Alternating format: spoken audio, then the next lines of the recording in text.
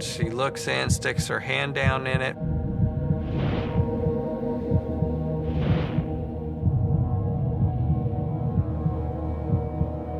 I thought, oh God, she's gonna open this manila envelope that has all these vials in it.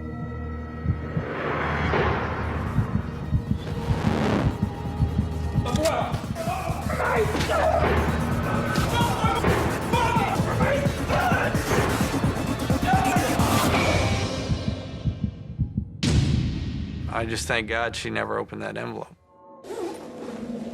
She takes her hand out, says, go on. At that point, I was through one stage of the return trip.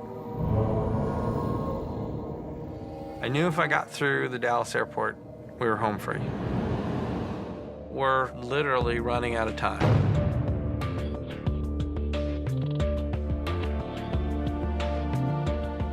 I was thinking, okay, what is our next option should I make it to our customs in Dallas and I get stopped there?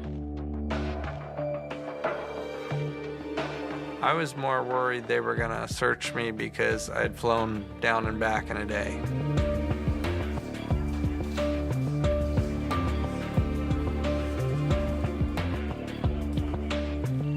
I was towards the end of it, and the guy looks at me and he goes, man, you look beat. And I said, I am. I just want to go home and go to sleep.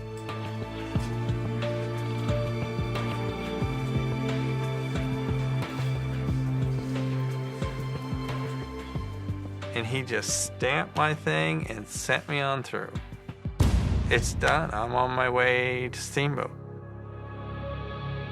I told Mikey, I said, yeah, your dad's got the meds and he'll be here tomorrow. And to me, that just really showed me how much he really does care and how good of a dad he is. When my dad walked back into the hospital room, I was like overjoyed. I'm just like, yeah, man, it's gonna be finished, over with. I was just looking forward to being normal again. Susie and I are at that moment of relief, except that the only thing we know about this anti-venom is what the people in the airport have told us and what we've researched about it.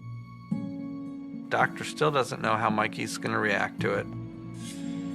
The procedure to inject the anti-venom had to be done outside of the hospital. The hospital had refused to have this drug on their grounds, let alone be administered on their grounds. The doctors own their offices in the other building. They don't own anything in the hospital. It's its own entity. And so they set the rules on that side of the wall. The doctor's assistant comes wheeling up a crash cart. And I was like, why are you bringing this? And she goes, well, we don't take any chances.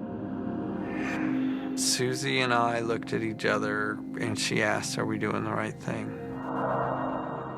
Thoughts go through your head like, well, how safe is this stuff really from a foreign country? Mikey could, have permanent nerve damage any part of his body. How do we prevent it from happening? So yeah, it was going through our mind that Mikey was, to us, in danger, in serious danger. I hope to God that we have made the right decision.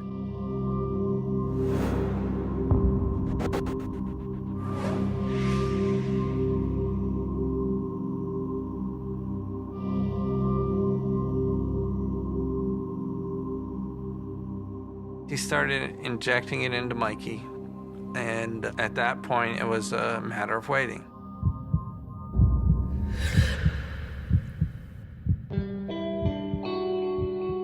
It was about 20, 25 minutes went by, and my arm started tingling.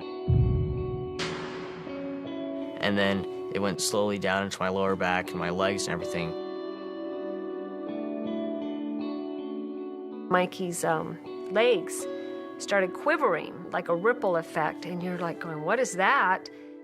Doctor said, it's the neurotoxins releasing from your nerves. They're letting go.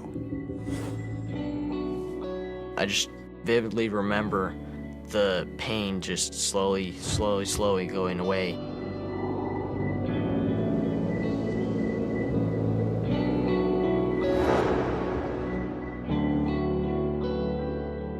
Hour into it, he stood up. They're just like, well, I don't think he can walk yet, but I'm just like, no, I think I can. And he walked 5 feet and said, "Does it hurt?" And Mike's like, "No, don't feel anything." I mean, I just started into tears. It was amazing how fast and how thorough that stuff worked. It's like nothing ever happened to him. It felt like a bird released from a cage. I felt like I was becoming myself again. Within an hour, he was discharged. We had all of our family back again. I said, thanks, Dad, and he's just like, you know what, you don't need to say thanks to me, that's my job, I'm your dad, you know, that's what I do. Since the bite, I'm back doing stuff that I normally do. I can tell you I check my socks every day. This is gonna be a green and purple egg. This whole ordeal showed us as a family what can be accomplished when somebody really sets their mind to it.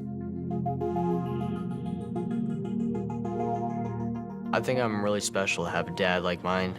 I mean, for him to just be willing to go to Mexico, do all this stuff for me, you know. Not many people have that type of a dad where they're willing to do that stuff for them. It's that need to have the family unit, that need to keep the unit together and not have one part gone.